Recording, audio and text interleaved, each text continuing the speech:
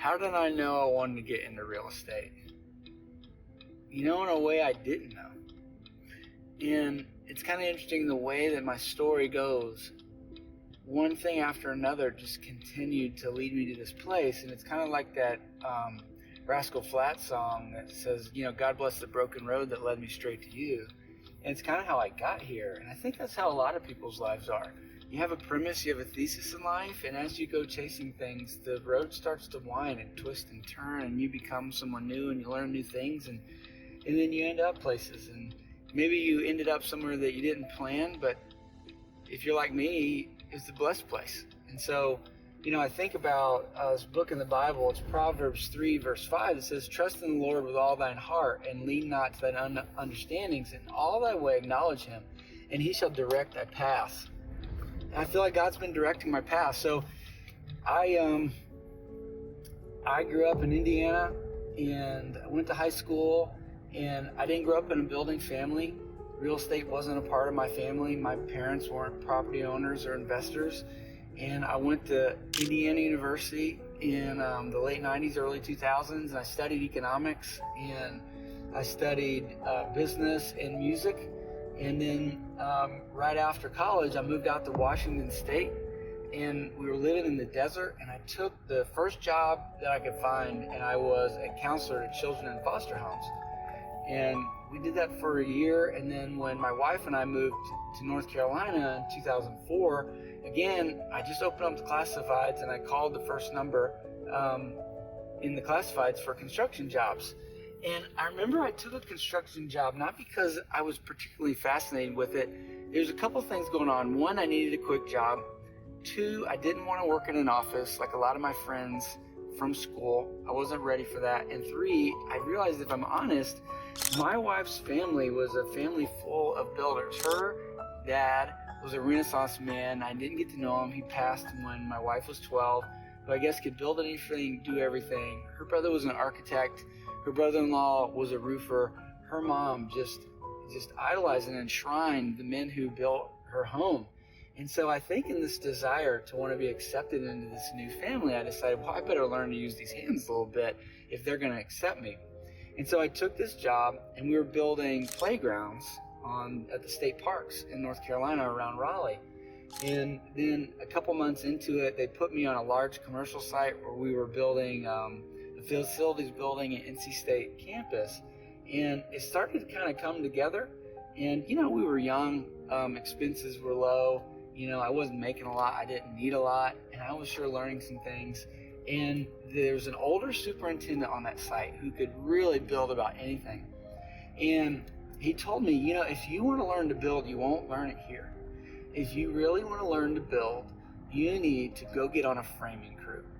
And so I thought about his advice for a few days, and this was the spring of 2005, and one day I said, you're right, I'm going to do it. And I quit my job, and I didn't have another job lined up.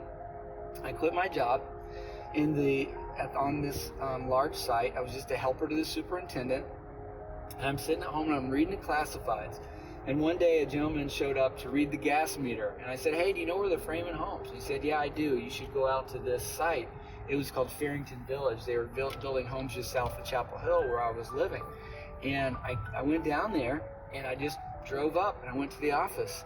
And amazingly enough, they hired me right on site, and I went straight to the job site. Funny thing was, later that afternoon, that same gentleman who read my gas meter that morning was there doing an installation in the neighborhood, and he saw me, and we were amazed that we saw each other. And so I started framing homes, and it just kind of clicked inside.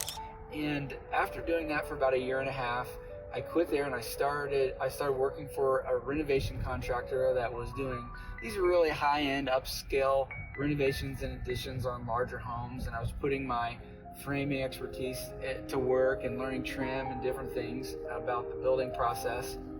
And everything started really clicking, and I realized why I liked it. So I was an economics major in school, and really economics is about thinking through systems and first principles thinking. And building is so sequential and has a very systematic approach to it. And then I always loved drawing, and I was an artist, but I really only liked to draw while I was looking at things. And in building, we build to a set of blueprints, a set of building plans. And so it started to really come together. And then it was early 2007, and a friend of mine from work, we started our own business.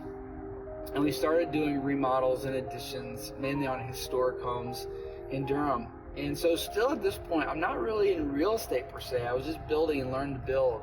And then I learned to become a business owner. You know, in 2008, at the end of 2008, when the financial crisis happened and the market just completely collapsed, and it felt like someone flipped a switch and all the business went away, I had to go learn to be a business owner, and I had to learn to sell. It was funny, I ran into one of my early sales mentors yesterday at the gym, and I hadn't seen him in almost a decade, and it was so fun to be able to see him and tell my wife, you know, this is the guy that taught me everything I know about sales. Because it was in that time where I had to learn to sell to keep the lights of this construction business open.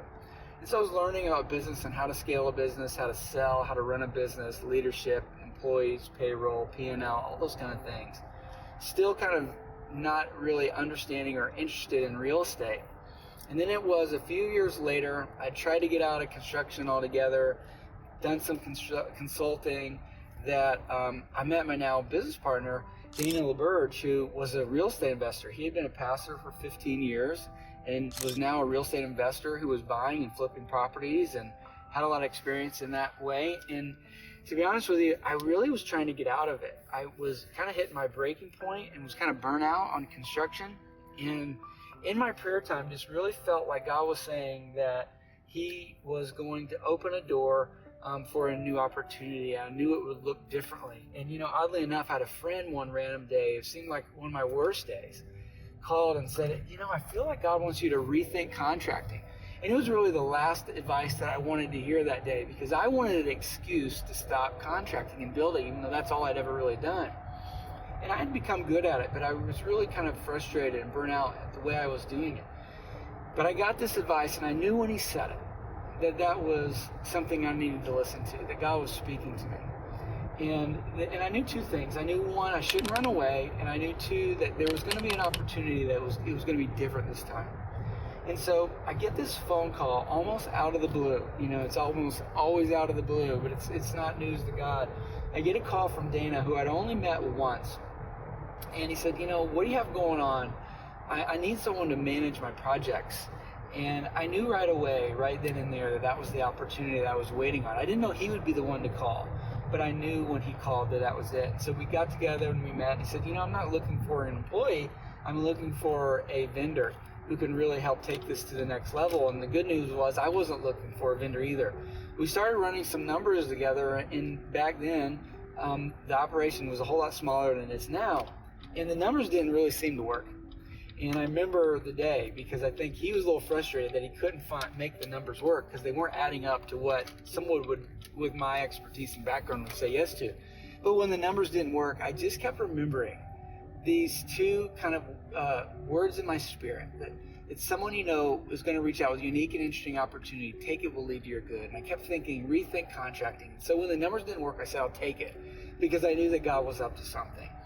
And that was the first door that opened for me to get involved in real estate. And so at that point, I'm managing construction like all along, except for this time it was on the investment side. And Dana was gracious enough to begin to teach me the investment world and to run numbers and how to evaluate property.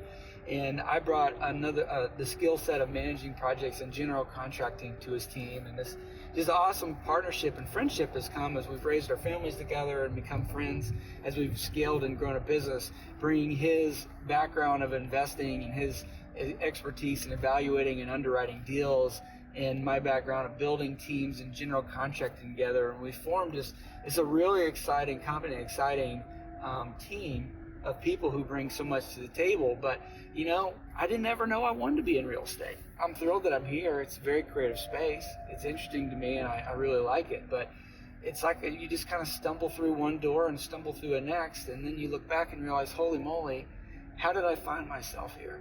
It had to be the hand of God working in my life, getting me to this fruitful place that I can see green pastures ahead. And so, you know, if you're excited about real estate, that's great. Tell God you're ready and watch to see who calls and what doors might open. But I don't know, maybe there are people who can literally plot their course and end up where they thought. But a lot of the people that I know who've done great things and are successful normally started one place, thinking they were going to end up one place and end up another. And you just keep stepping through the doors that get opened in front of you, using your gift to serve others and to gain more in your ability to serve others. And the doors just keep opening, and you find yourself in different places and creative places. And so that's how I got into real estate.